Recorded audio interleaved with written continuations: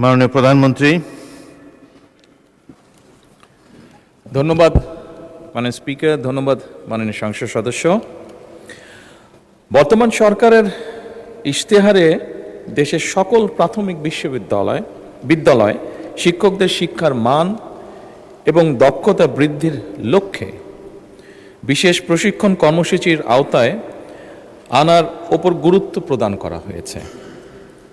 বর্তমানে প্রাথমিক বিদ্যালয়গুলোতে মোট শিক্ষকের সংখ্যা 3,76,489 জন।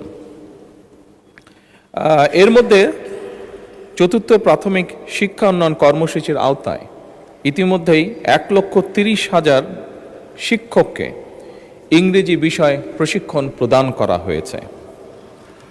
মাননীয় সংসদ সদস্য, আপনি জেনে আনন্দিত হবেন যে আগামী 1 জুলাই 2026 হতে 5 বছর মেয়াদী পঞ্চম প্রাথমিক শিক্ষা উন্নয়ন কর্মসূচি সরকার শুরু করতে যাচ্ছে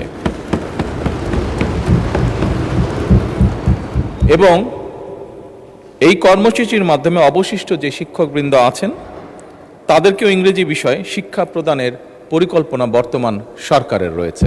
ধন্যবাদ মাননীয় স্পিকার।